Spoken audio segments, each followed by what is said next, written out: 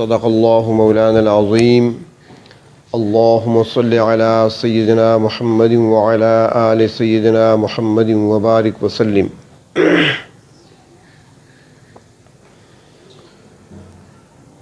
ایک مختصر سی آیت کا حصہ قرآن حکیم میں سے جو تلاوت کیا، اس میں اللہ تبارک و تعالی ارشاد فرماتے ہیں کہ تم مجھے یاد کرو، میں تمہیں یاد کروں گا۔ اللہ کی یاد بہت بڑی چیز ہے اور بہت بڑی نعمت ہے جن کو حاصل ہو جائے۔ اسے اللہ کا ذکر بھی کہا جاتا ہے، اللہ کی یاد بھی کہا جاتا ہے۔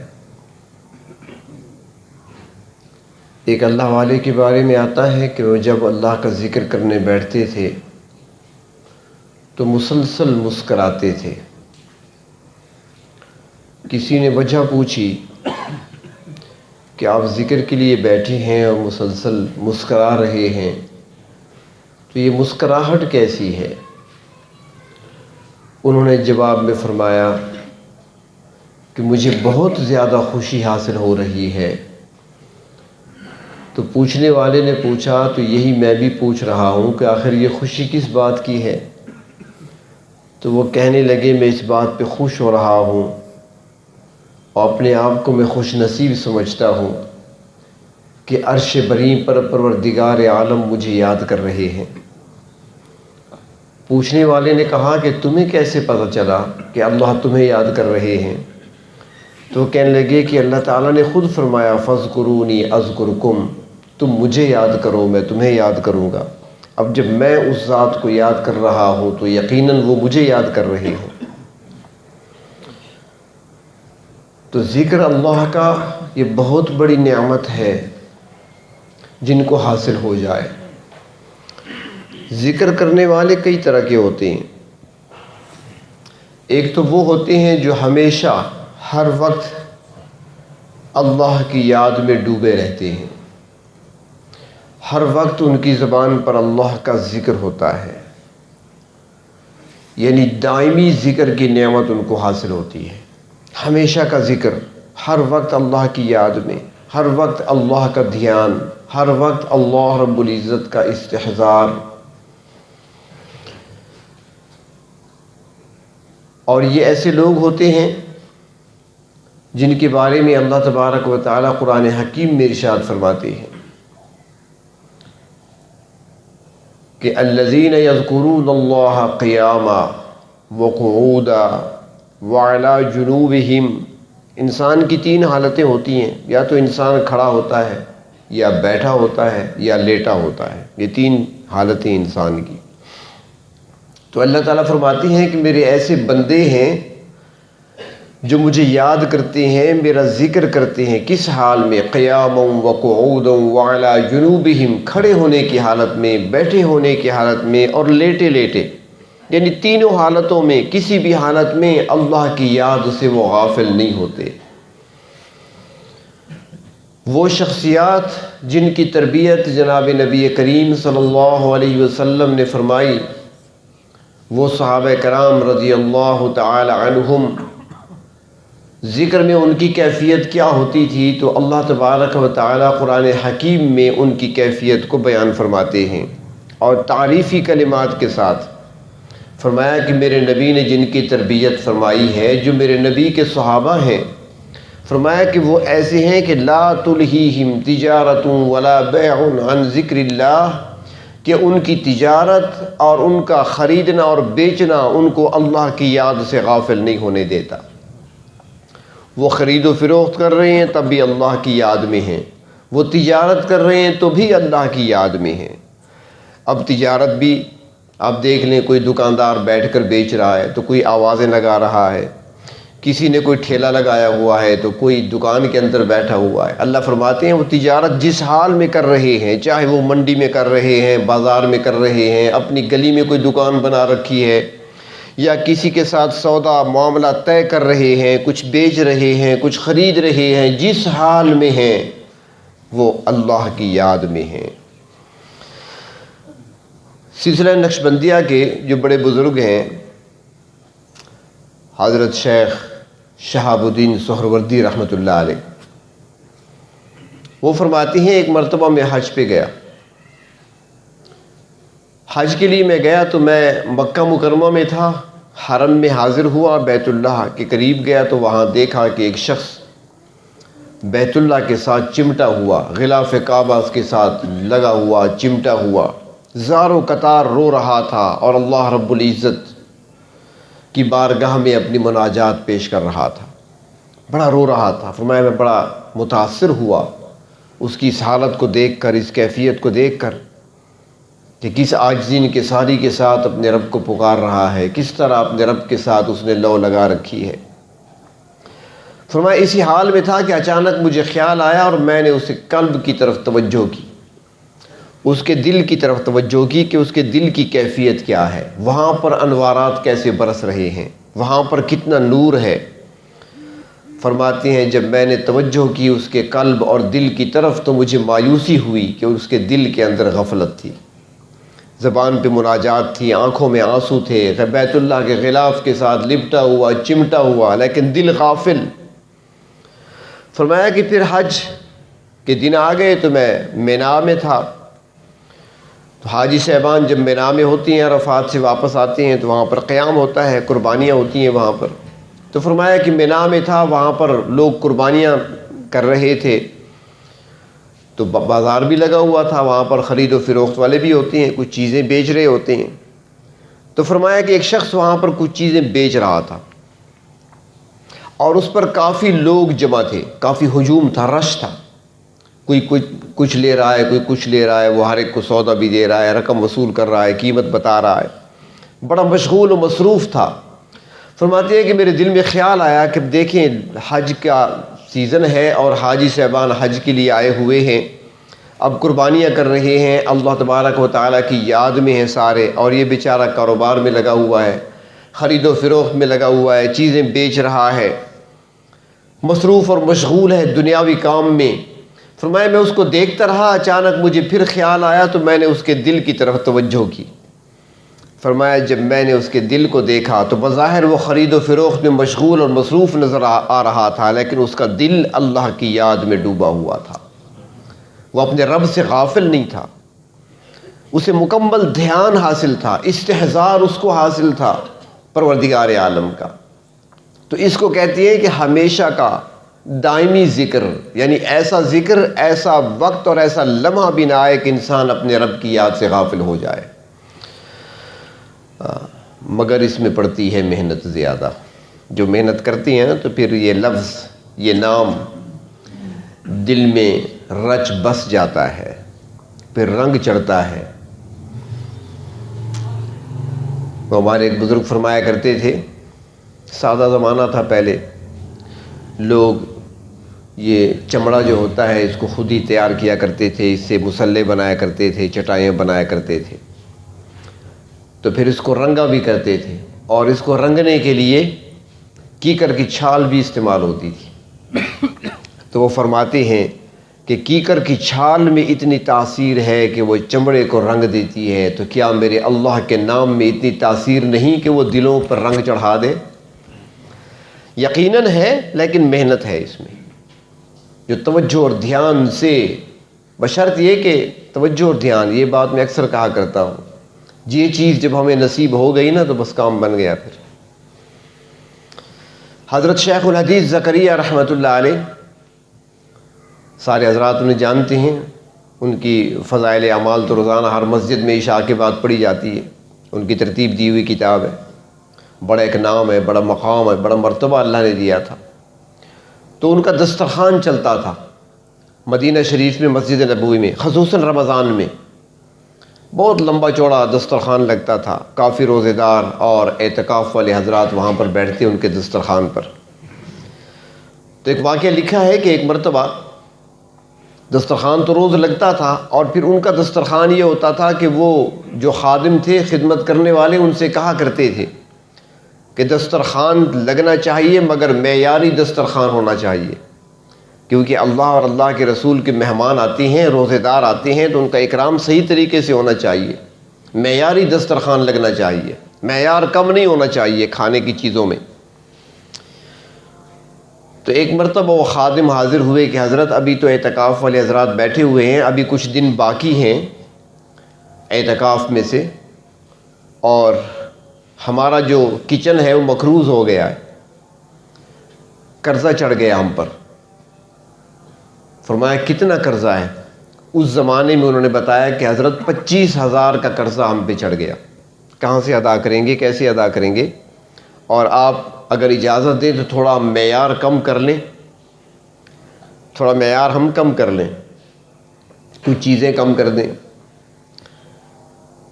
تو حضرت نے فرمایا کہ 25,000 کیا ہے، اس کی فکر نہ کرو، معیار کم نہ کرو۔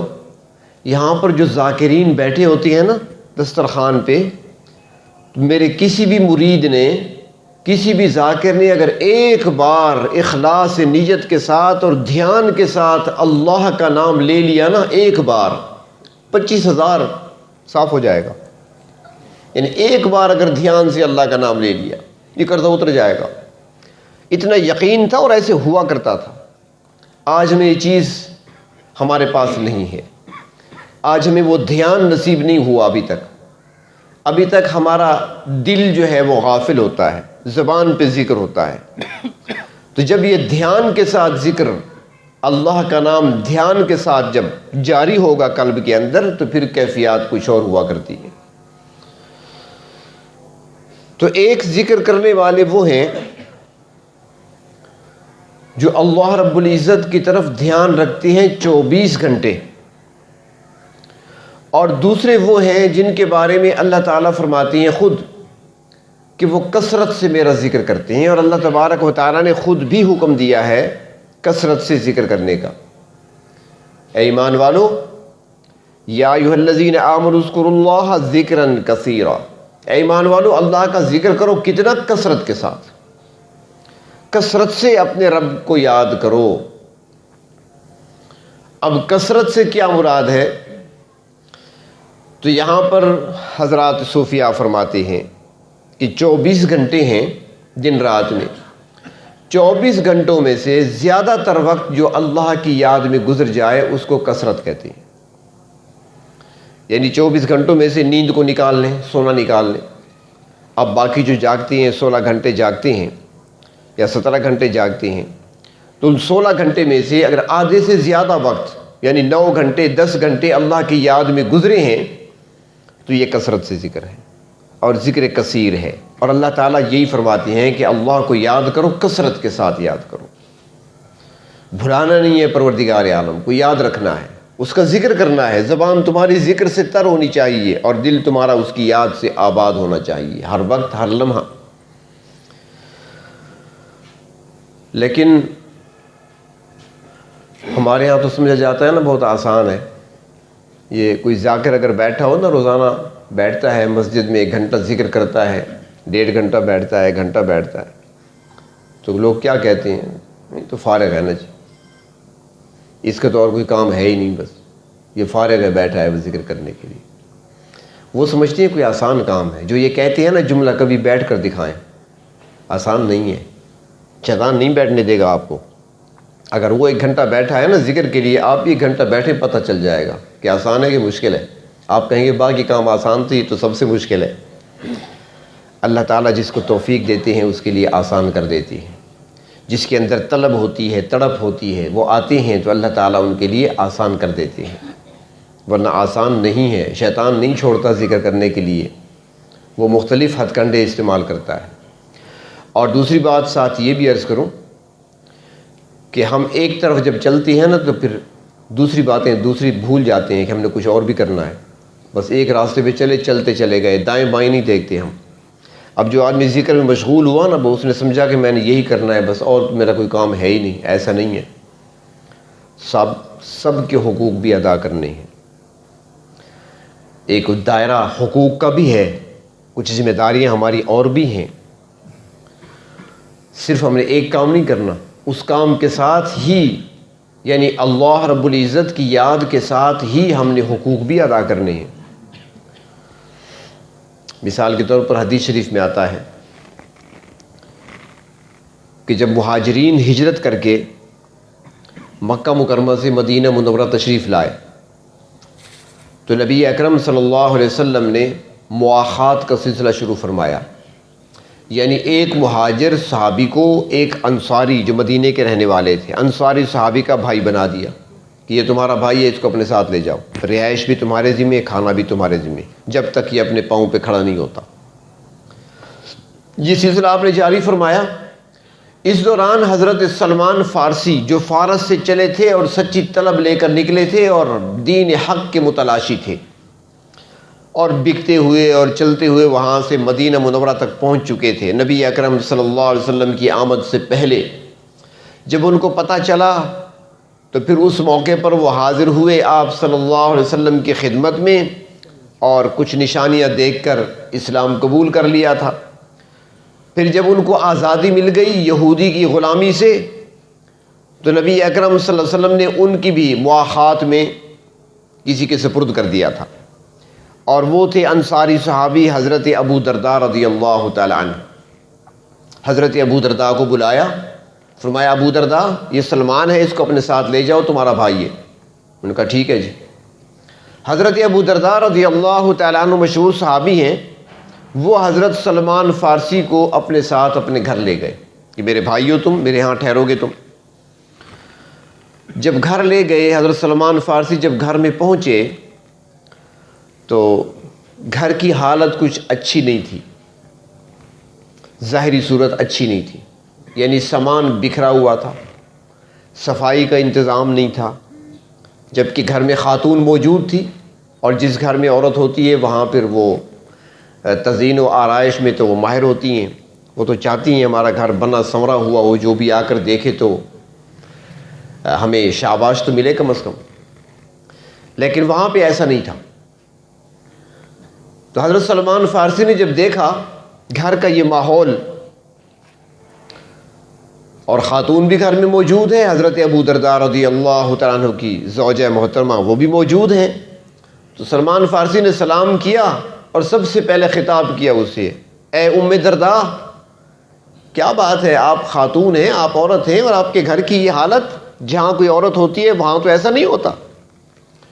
ہاں البتہ مرد جہاں رہتے ہیں تو ان کے پھر ایسے ہوتا ہے، پلیٹ میلی پڑی ہے اور پیالہ وہاں پڑا ہے اور دیگچی کہیں اور پڑی ہے، مرد ہوتے ہیں نا، سرائکی میں جسے چھڑے کہتے ہیں۔ تو خاتون ہیں آپ، تو گھر میں موجود ہیں، اور یہ گھر کی کیا حالت ہے؟ انہوں نے جواب دیا آنے والے مہمان کو، سلمان فارسی رضی اللہ تعالی عنہ کو، یہ اس زمانے کی بات ہے جب پردے کا حکم ابھی نہیں آیا تھا۔ انہوں نے کہا کہ سلمان، عورت تزئین و آرائش کرتی ہے گھر کی، لیکن وہ کسی کے لیے کرتی ہے۔ جملہ سمجھ رہے ہیں؟ سمجھنا چاہیے آپ۔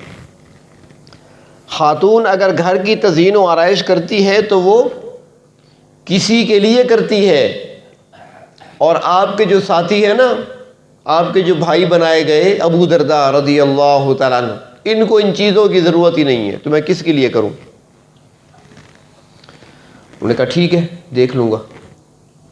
ایسا کیوں کہا؟ باہر تو اور صبح کا وقت تھا، جب کچھ وقت گزرا تو دسترخوان لگ گیا، کھانا آ گیا، دوپہر کا کھانا دسترخوان لگ گیا۔ سلمان فارسی کو دعوت دی گئی کہ آئیں حضرت تشریف لائیں، دسترخوان پہ بیٹھیں، کھانا تناول فرمائیں۔ آپ بیٹھ گئے ہاتھ دھو کر، ابو درداء کھڑے ہیں، فرمایا آؤ بیٹھو نا۔ اس نے کہا نہیں جی میرا تو روزہ ہے۔ اچھا کب سے ہے؟ اس نے کہا میرا تو ہمیشہ روزہ ہوتا ہے۔ سمجھ گئے بات کو، خاتون نے کیا کہا تھا، ہمیشہ روزہ ہے؟ اس نے کہا جی میرا روزہ ہوتا ہے۔ فرمایا میرے ساتھ کھاتے ہو تو بیٹھو کھاؤ، نہیں تو میں بھی چھوڑ کے جا رہا ہوں، میں بھی نہیں کھاتا، اٹھا لو دسترخوان۔ اب یہ عرب کے لیے بڑی عار کی بات تھی کہ کوئی دسترخوان پہ بیٹھ کر کھانا چھوڑ کر اٹھ جائے، بلکہ ہمارے ہاں بھی اس کو اچھا نہیں سمجھا جاتا، کوئی دسترخوان پہ بیٹھا ہے، کھانا لگ چکا ہے اور چھوڑ کر چلا جائے تو بہت بڑی بات ہے۔ اب جب ابو درداء نے دیکھا کہ سلمان تو اٹھ جائیں گے، مجبوراً وہ بھی ہاتھ دھو کر بیٹھ گیا، اس نے روزہ توڑ دیا، کھانا شروع کر دیا۔ نفلی روزہ تھا۔ حکم بھی یہی ہے، آج بھی یہ حکم ہے، اگر مہمان آ جائے کوئی اور آپ نے نفلی روزہ رکھا ہوا ہے اور وہ اکیلا ہے تو آپ روزہ توڑ کر اس کے ساتھ کھانا کھائیں، بعد میں قضا کر لینا۔ تو انہوں نے کھانا اکٹھے کھا لیا۔ رات کا وقت ہوا، دن گزرا، حضرت سلمان فارسی رضی اللہ تعالیٰ عنہ کے لیے چارپائی لگا دی گئی، بستر لگا دیا گیا، آئیں حضرت آرام فرمائیں۔ انہوں نے کہا ابو درداء تمہارا بستر کہاں ہے؟ سلمان فارسی کی عمر کتنی تھی؟ 250 سال کے ہیں، چھوٹی عمر نہیں تھی، 250 سال ایک محتاط روایت کے مطابق، ورنہ ایک روایت جو ہے ایک قول 350 سال کا بھی ہے، بڑی عمر کے تھے، اسے سب کو خاموش کرا دیا تھا۔ فرمایا تمہارا بستر کہاں ہے؟ اس نے کہا جی میرا بستر نہیں ہے۔ کیوں نہیں ہے؟ نہیں۔ اس نے کہا نہیں بستر تو ہے، تو پھر میں تو نہیں سوتا، کیا کرتے ہو؟ اس نے کہا میں تو مصلی پہ ہوتا ہوں، رات مصلی پہ۔ اس نے کہا جی۔ اس نے کہا بستر لگاؤ سو جاؤ میرے ساتھ، ورنہ میں بھی نہیں سوتا۔ اب وہ پھر پریشان ہو گیا، اس نے کہا بستر لگاؤ سو جاؤ۔ چنانچہ اس نے بستر لگایا، ابو درداء نے نہ چاہتے ہوئے بھی بستر پہ لیٹ گیا۔ اس نے کہا اچھا بابا جی ابھی سو جائیں گے تو پھر میں اٹھ جاؤں گا۔ بابا جی کہاں سوتے ہیں، وہ تو آنکھیں کھول کر پڑے ہیں، دیکھ رہے ہیں اس کو۔ کچھ دیر گزری، اس نے سمجھا کہ اب سو گئے، اٹھنے لگے۔ اس نے کہا کہاں جا رہے ہو؟ سو جاؤ سو جاؤ، جب عبادت کا ٹائم ہوگا میں تمہیں اٹھاؤں گا۔ مجبوراً حضرت ابو درداء سو گئے۔ یہ واقعہ حضرت ابو درداء نے خود بیان کیا حدیث شریف میں۔ پھر سو گئے، سحری کا وقت ہوا، حضرت سلمان فارسی اٹھے، ان کو جگایا، اٹھو بھائی اب وقت ہو گیا عبادت کا۔ نوافل پڑھے تہجد کے، صبح کی اذان ہوئی، دونوں بھائی مسجد کی طرف چلے۔ جب راستے میں گھر سے نکلے چل رہے تھے تو سلمان فارسی نے راستے میں جاتے ہوئے کہا حضرت ابو درداء سے، جو اصل بات میں کہنا چاہتا تھا، یہ سارا واقعہ بیان کیا۔ انہوں نے فرمایا بھائی ابو درداء ان لربک علیک حق، بے شک تمہارے پروردگار کا بھی تم پر حق ہے، وَلِنَفْسِكَ عَلَيْكَ حق، تیری اپنی جان کا بھی تجھ پر حق ہے، وَلِعَيْنَيْكَ عَلَيْكَ حق، تیری آنکھوں کا بھی تجھ پر حق ہے، وَلِضَيْفِكَ عَلَيْكَ حق، تیرے مہمان کا بھی تجھ پر حق ہے، وَلِزَوْجِكَ عَلَيْكَ حق، تیری بیوی کا بھی تجھ پر حق ہے، وَآتِ كُلَّ ذِي حَقٍ حَقَّهُ، لہٰذا ہر حقدار کو اپنا حق پہنچایا کرو۔ ایک طرف دیکھ رہے ہو، باقیوں کو چھوڑ دیا تم نے، ایک ذکر میں لگ گئے، نفل میں لگ گئے، باقی حقوق تم نے چھوڑ دیے سارے۔ یہ باقی حقوق بھی ادا کرنے ہیں، تمہاری آنکھوں کا بھی تم پہ حق ہے، تمہارے جسم کا بھی تم پہ حق ہے، مہمان کا بھی تم پہ حق ہے، بیوی کا بھی تم پہ حق ہے، یہ سارے حقوق ادا کرو۔ حضرت ابو درداء رضی اللہ تعالیٰ عنہ مسجد کی طرف آ رہے ہیں، ساتھ انہوں نے کہا ٹھیک ہے بات تو سن لی۔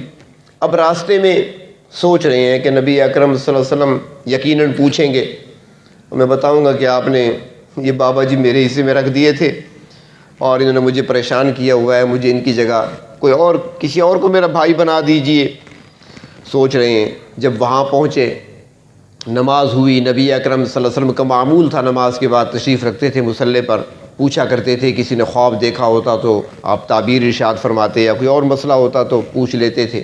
تو آپ بیٹھے ہوئے ہیں، ابو درداء پر نظر پڑی تو پوچھا ابو درداء کیا حال ہے؟ عرض کہ حضور ٹھیک ہوں۔ تو میں کل مہمان دیا تھا کیسا رہا؟ اب دل میں تو تھا، کہنے لگے یا رسول اللہ صلی اللہ علیہ وسلم کیسا مہمان دیا آپ نے؟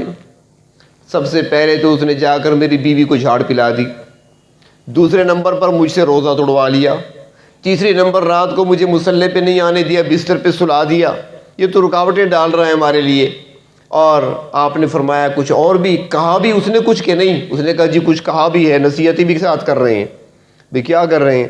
اس نے کہا جب وہ آ رہے تھے تو مجھے کہنے لگے ان لربک علیک حق وَإِنَّ لِنَفْسِكَ عَلَيْكَ حق وَلِعَيْنَيْكَ عَلَيْكَ حق وَلِضَيْفِكَ عَلَيْكَ حق وَلِزَوْجِكَ عَلَيْكَ حق وَآتِ كُلَّ ذِي حَقٍ حَقَّهُ، آتے ہوئے مجھے نصیحت بھی کی ہے کہ تمہارے اوپر رب کا بھی حق ہے، تمہارے اوپر تمہاری آنکھوں کا بھی حق ہے، تمہارے جسم کا بھی حق ہے، تمہارے مہمان کا بھی حق ہے، تمہاری بیوی کا بھی حق ہے، ہر حقدار کا حق ادا کرو۔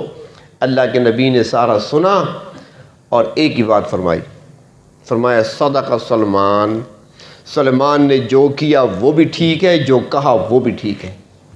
اللہ کے نبی صلی اللہ علیہ وسلم نے اس پر مہر تصدیق لگا دی، کہ سلمان نے جو کیا تمہارے گھر آ کر تمہاری بیوی کو نصیحت کی ہے، یا تم سے روزہ توڑوایا، یا رات کو تمہیں سلایا، یا راستے میں جو نصیحت کی ہے، جو کہا ہے، وہ کہنا بھی سچ ہے، ان کا کرنا بھی سچ ہے۔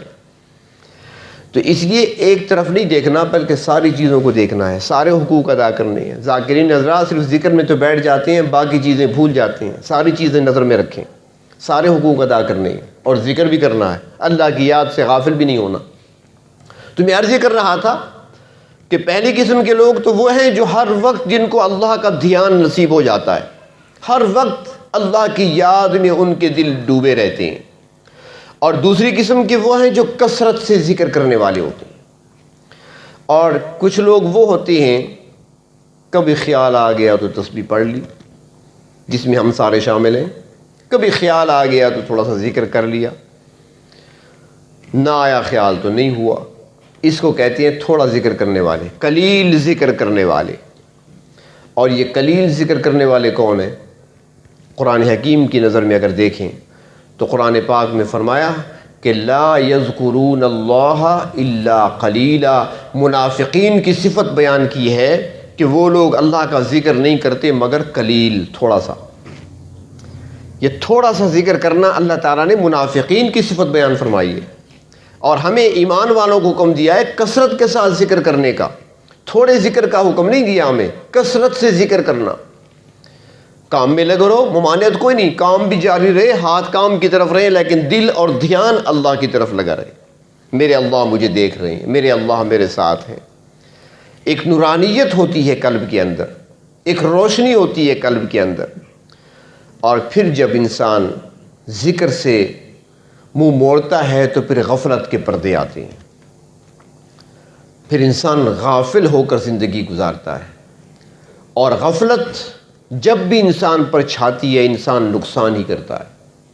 مثال کے طور پر ایک ڈرائیور گاڑی چلا رہا ہے، ایکسیڈنٹ ہو گیا تو کیا کہتے ہیں؟ تھوڑی سی غفلت ہو گئی، تھوڑا غافل ہوا، گاڑی ٹکرا گئی۔ موٹر سائیکل پہ جا رہے ہیں، کسی کو ٹکر مار دی، تھوڑی سی غفلت ہوئی، تھوڑا سا دماغ غافل ہوا، ہو گیا نقصان۔ عورت گھر میں ہے، خاتون گھر میں ہے، تھوڑی سی غافل ہوئی، سالن جل گیا۔ تھوڑی سی غفلت ہوئی، دودھ بکھر گیا۔ تھوڑی سی غفلت ہوئی، نقصان ہو گیا، بچے نے نقصان کر دیا۔ یہ ساری چیزیں غفلت سے ہوتی ہیں۔ اور جس طریقے سے یہ نقصانات غفلت کی وجہ سے ہوتی ہے، انسان غافل ہو جائے تو نقصان ہوتے ہیں، اس طریقے سے انسان جب اللہ کی یاد سے غافل ہوتا ہے تو پھر انسان سے اخلاقی نقصانات ہوتے ہیں، پھر انسان سے ایمانیات میں نقصان ہوتے ہیں، پھر شیطان کسی اور طرف بلاتا ہے، اور شیطان بعض اوقات کسی برائی کے اندر مبتلا بھی کر دیتا ہے غفلت کی وجہ سے۔ تو اس لیے دل کو غافل نہیں رکھنا بلکہ دل کو ذاکر و شاغل بنانا ہے، دل کو اللہ کی یاد سے روشن کرنا ہے، منور کرنا ہے۔ کوئی بھی لمحہ ایسا نہ گزرے کہ ہم اللہ کی یاد سے غافل ہو جائیں۔ اور اللہ کے نام کے اندر بڑی تاثیر ہے، بڑی قوت ہے، ہم نے اسے آزمایا نہیں ہے، ہم نے اس نام کو کبھی آزمایا نہیں ہے، ہم نے دل سے کبھی اپنے رب کو یاد نہیں کیا، ہم نے دل سے کبھی اپنے پروردگار عالم کا استحضار نہیں کیا، ورنہ رب تعالیٰ تو فرماتے ہیں کہ تم جہاں بھی ہوتے ہو میں تمہارے ساتھ ہوتا ہوں۔ وہ کہتے ہیں نا کہ دل کے آئینے میں ہے تصویر یار، جب ذرا گردن جھکائی دکھائی دی۔ لیکن ہم نے گردن جھکائی نہیں ہے، وہ تو ہمارے قریب ہے، رگ حیات سے بھی زیادہ قریب ہے، ہمارے ہر وقت ہمارے قریب ہے۔ دل کے اندر تھوڑا سا پکار کر دیکھیں وہ کیسی تمنا پوری ہوتی ہے، وہ کس طریقے سے آپ کی آرزو کو پورا کر دیتے ہیں۔ وہ علماء نے لکھا ہے، ایک بہت بڑے بزرگ گزرے ہیں، خواجہ ابو الحسن خرقانی رحمۃ اللہ علیہ، بہت بڑے بزرگ گزرے ہیں جن کی خدمت میں، جن کی مجلس میں وقت کا بادشاہ محمود غزنوی بھی آیا کرتا تھا ان سے دعائیں لینے کے لیے، اور ان کی دعاؤں کی برکت سے ہی اس نے سومناتھ کو فتح کیا تھا، ہندوستان کو فتح کیا تھا۔ تو وہ ابو الحسن خرقانی رحمۃ اللہ علیہ ایک مرتبہ بادشاہ کی مجلس میں بیٹھے ہیں اور اس وقت کے سب سے بڑے حکیم، سب سے بڑے فلسفی، صاحب علم شخصیت، بلکہ علم کا پہاڑ جسے دنیا آج تک مانتی ہے، ابو علی سینا کے نام سے دنیا جانتی ہے، وہ بیٹھے ہوئے ہیں۔ بادشاہ کے سر میں درد ہوا یا پہلے سے تھا، تو اس نے حضرت خواجہ ابو الحسن خرقانی رحمۃ اللہ علیہ سے عرض کیا کہ حضرت سر میں درد ہے، ذرا دم کر دیں، مجھے ذرا دم کر دیں۔ ابو علی سینا بیٹھے ہوئے تھے، علمی شخصیت تھے، وہ کہنے لگے بادشاہ سلامت، آپ بھی یہ باتیں کر رہے ہیں، یہ پھونک مارنے میں کیا رکھا ہے، اس میں کیا ہے، دوائی لے لیں، کوئی درد کے لیے کوئی ایک خوراک لے لیں، افاقہ ہوگا۔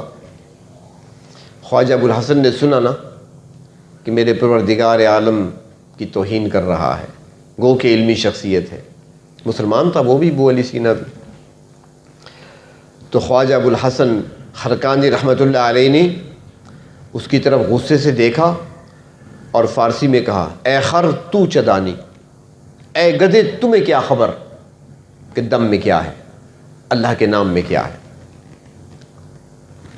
جب اسے کہا نا گدھے، اب اتنی بڑی علمی شخصیت ہے اور اس کو بڑی محفل میں بادشاہ کے سامنے گدھا کہہ دیا، اب وہ غصہ بھی اس کے چہرے سے نظر آ رہا ہے، رگیں تنی ہوئی ہیں، چہرہ سرخ ہو گیا، جسم پسینہ پسینہ ہو گیا، یعنی کہ پتہ چل رہا ہے، شکل و صورت سے پتہ چل رہا ہے کہ انتہائی اندر سے غصہ ہے، لیکن کچھ کہہ بھی نہیں سکتا، بادشاہ سامنے بیٹھا ہے، کیا کہے، اتنے بڑے بزرگ ہیں، کیا جواب دے۔ خواجہ ابو الحسن نے ایسے دیکھا 1-2 منٹ کے بعد اور مسکرا کر فرمایا، ابو علی کیا ہوا، یہ پسینہ کیوں ہے، یہ چہرے کا رنگ کیوں بدل گیا، یہ آنکھیں آپ کی کیوں سرخ ہو گئیں، یہ رگیں گردن کی کیوں تن گئیں، وجہ کیا ہے؟ اس نے کہا عجیب بات، آپ کو معلوم ہے کہ اتنی بڑی محفل میں جہاں بادشاہ بھی موجود ہیں، وہ ذرا موجود ہیں، پڑھے لکھے لوگ موجود ہیں، آپ نے مجھے گدھا کہہ دیا تو مجھے غصہ تو آنا تھا اور پسینہ بھی آنا تھا۔ خواجہ ابو الحسن کہنے لگے، ابو علی یہ تیرے سوال کا جواب ہے، میں نے تمہیں گدھا کہا، لفظ گدھا کے اندر اتنی تاثیر تھی کہ تمہارا پسینہ نکال دیا، تو میرے اللہ کے نام میں تاثیر نہیں ہے؟ لفظ گدھا کے اندر اتنی تاثیر ہے کہ تمہارا پسینہ نکل آیا، تمہاری رگیں تن گئیں، تمہاری شکل و صورت بدل گئی، تمہارے اندر ایک انقلاب پیدا کر دیا اس لفظ نے، تو کیا میرے پروردگار کے پاک نام کے اندر تاثیر نہیں کہ وہ اندر انقلاب پیدا کر دے؟ کیا اس کے اندر وہ تاثیر نہیں ہے کہ وہ اپنا اثر ڈال دے؟ تو ابو علی سینا کا سر جھک گیا، اس نے کہا جو آپ کہہ رہے ہیں وہ ٹھیک کہہ رہے ہیں، تو اس نام میں بڑی تاثیر ہے، اس نام میں بڑی طاقت ہے، اس نام میں بڑی قوت ہے، بشرط یہ کہ کوئی آزما کر دیکھے، اسے کوئی دل میں بسا کر دیکھے، اپنے دل کو اس نام کے رنگ سے رنگ کر دیکھے، اپنے دل کے اندر اس نام کو بٹھا کر دیکھے، اور پھر دیکھے کہ اللہ تبارک و تعالی کس طریقے سے اس کے اندر کو، اس کے باطن کو منور کر دیتے ہیں۔ پھر وہ رہتا تو دنیا میں سب کے ساتھ ہے، لیکن جو چیز اسے حاصل ہوتی ہے اس کے بارے میں وہ فرماتی ہیں، کسی اللہ والے کا قول ہے کہ جو کچھ اللہ نے ہمیں دیا ہے اگر بادشاہوں کو پتہ چل جائے تو وہ ہمارے ساتھ جنگ کر کے ہم سے وصول کریں، لیکن انہیں پتہ ہی نہیں ہے ہمارے اندر کیا ہے۔ یہ اندر کی نعمت ہے، باطن کی نعمت ہے، اللہ تبارک و تعالیٰ سے مانگتے بھی رہا کریں، جب ذکر کرنے کے لیے بیٹھا کریں تو پہلے دعا کر لیا کریں، اے پروردگار میں آپ کا ذکر کرنے بیٹھا ہوں، آپ کو یاد کرنے بیٹھا ہوں، اللہ اپنا دھیان نصیب فرما دے، یا اللہ شیطان کی مداخلت سے مجھے اور اس کے وسوسوں سے مجھے بچا لے، اے پروردگار مجھے اپنا خالص دھیان نصیب فرما تاکہ میری نگاہیں، میرا دل، میری سوچ، میری فکر، میرا خیال کہیں بھٹکنے نہ پائے۔ پہلے اللہ سے مانگیں، اس کے بعد ذکر کریں، پھر آپ دیکھیں اس کے اندر کتنی تاثیر ہوتی ہے۔ ایک بچہ بھی اگر وہ دھیان نہیں دیتا، توجہ نہیں دیتا، امتحان میں فیل ہو جاتا ہے۔ اکثر ہمارے پاس آتی ہیں خواتین بچوں کو لے کر، کبھی باپ لے کر آتا ہے کسی بچے کو لے کر کہ جی بچہ بڑا ذہین ہے، بڑا لائق ہے، لیکن سبق یاد نہیں کرتا، سبق یاد نہیں ہوتا، وہ کیا ہے؟ توجہ نہیں دیتا۔ دھیان نہیں کرتا، استاد کے سامنے بیٹھا ہے، ٹیوشن والا بھی آتا ہے پڑھانے کے لیے، اسکول بھی جاتا ہے باقاعدہ، استاد شکوہ کرتے ہیں کہ ذہین بھی ہے، لائق بھی ہے، ہم پڑھاتے بھی ہیں، بیٹھا بھی ہوتا ہے، کتاب بھی کھلی ہوتی ہے، یاد نہیں ہوتا۔ کیوں نہیں ہوتا؟ وہ دھیان نہیں ہوتا، توجہ نہیں ہوتی، کھیل کی طرف خیال ہوتا ہے، خیال کہیں اور ہوتا ہے، کتاب سامنے کھلی ہے، دھیان کہیں اور ہوتا ہے۔ تو جو بچہ اگر دھیان اور توجہ نہیں رکھتا اپنی کتاب اور سبق کی طرف، وہ فیل ہو جاتا ہے۔ تو اس طرح اگر ایک ذاکر بھی توجہ نہیں رکھے گا، ذکر تو کرے گا، دھیان نہیں ہوگا، تو وہ بھی پورا فائدہ حاصل نہیں کر سکے گا۔ تو اللہ تبارک و تعالی اپنے ذاکرین بندوں میں ہمیں شامل فرمائے اور ہمارے دلوں کی غفلتوں کو پروردگار عالم دور فرمائے۔